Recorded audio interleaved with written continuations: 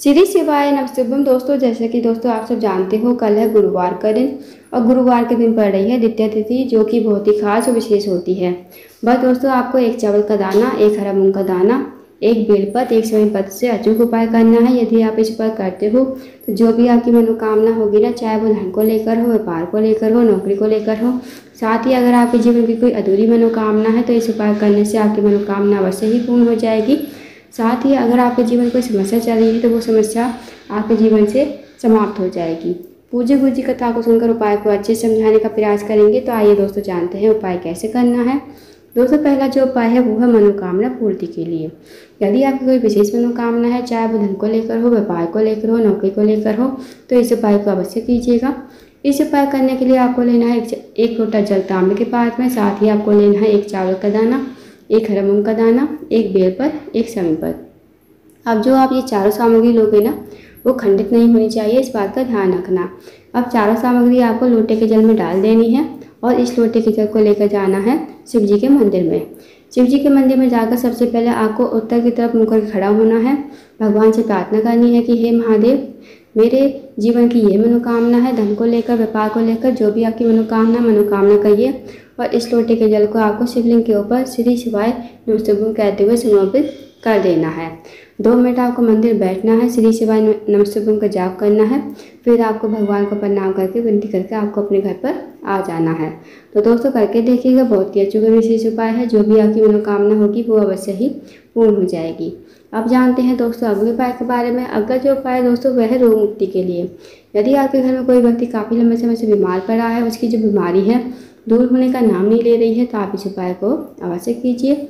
इस उपाय करने के लिए आपको लेना है एक लोटा जल तांबे के पात्र में। साथ ही आपको लेनी है एक बेलपत्र। जो बेलपत्र लोगे आप कहीं से कटी फटी खंडित नहीं होनी चाहिए। और आपको चले जाना है शिव जी के मंदिर में। शिव जी के मंदिर में जाकर सबसे पहले आपको एक लोटा जल शिवलिंग के ऊपर श्री शिवाय नमस्तुभ्यम कहते हुए समर्पित कर देना है। अब जो आपके पास एक बेलपत्र है, वो बेलपत्र आपको अपने सीधे हाथ में रखनी है। भगवान से प्रार्थना करनी है उस रोगी व्यक्ति के लिए, जो रोगी व्यक्ति आपके घर में काफ़ी लंबे समय से बीमार पड़ा है। उस व्यक्ति का नाम लेते हुए और गोत्र बोलते हुए इस बेलपत्र को आपको कुंडकेश्वर महादेव का नाम लेते हुए शिवलिंग के ऊपर समर्पित कर देना है। 2 मिनट आपको मंदिर बैठना है, श्री शिवाय नमस्तुभ्यम का जाप करना है।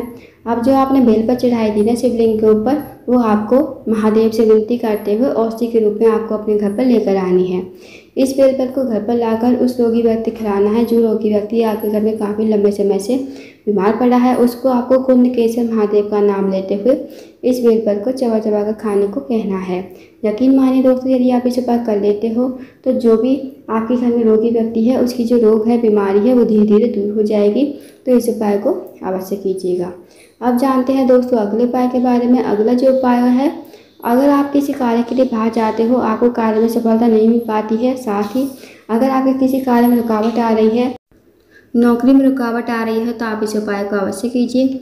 इस उपाय करने के लिए आपको लेनी है 9 चने की दाल। साथ ही आपको लेना है एक छोटा सा गुड़ का टुकड़ा और एक लोटा जल आपको तांबे के पात्र में लेना है।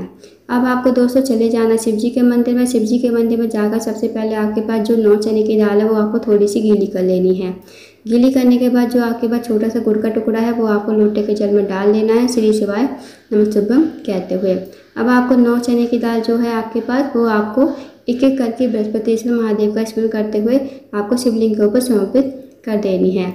जो आपके पास एक लोटा जल है जिसमें आपने गुड़ का टुकड़ा डाला है, वो आपको अपने हाथ में लेना है। भगवान से प्रार्थना करनी है कि हे महादेव, मेरे जीवन का ये कार्य है, बहुत दिनों से अटका हुआ है, आप मेरा जो कार्य है पूर्ण करवाएं और मेरी नौकरी नहीं लग रही है, मेरी नौकरी आप लगवा दें। उसके बाद आपको एक लोटा जल शिवलिंग के ऊपर श्री शिवाय नमस्तुभ्यम कहते हुए समर्पित कर देना है। 2 मिनट आपको मंदिर बैठना है, श्री शिवाय नमस्तुभ्यम का जाप करना है। अब आपको भगवान को प्रणाम करते हुए, विनती करते हुए आपको अपने घर पर आ जाना है। तो दोस्तों करके देखिएगा, बहुत ही अचूक विशेष उपाय है। इस उपाय को यदि आप करते हो तो जो भी आपका कार्य अटका हुआ है, वो कार्य आपका पूर्ण हो जाएगा। अब जानते हैं दोस्तों अगले उपाय के बारे में। दोस्तों अगला जो उपाय है, अगर आपके जीवन धन की कमी है, पैसों की तंगी है, आर्थिक तंगी से बहुत ज़्यादा परेशान हो, आपके घर में माता लक्ष्मी का वास नहीं है, माता लक्ष्मी आपसे रूठी हुई है, तो इस उपाय को करके देखिएगा। इस उपाय को करने के लिए आपको लेना है एक लोटा जल तांबे के पात्र में। साथ ही आपको लेनी है 5 हरे मूंग के दाने और एक बेलपत्र। जो आप बेलपत्र लोगे, हरे मूंग के दाने लोगे, वो खंडित नहीं होनी चाहिए, इस बात का ध्यान रखना। अब दोस्तों आपको चले जाना शिव जी के मंदिर में। शिव जी के मंदिर में जाकर सबसे पहले आपको 1 लोटा जल शिवलिंग के ऊपर श्री शिवाय नमस्तुभ्यं कहते हुए समर्पित कर देना है।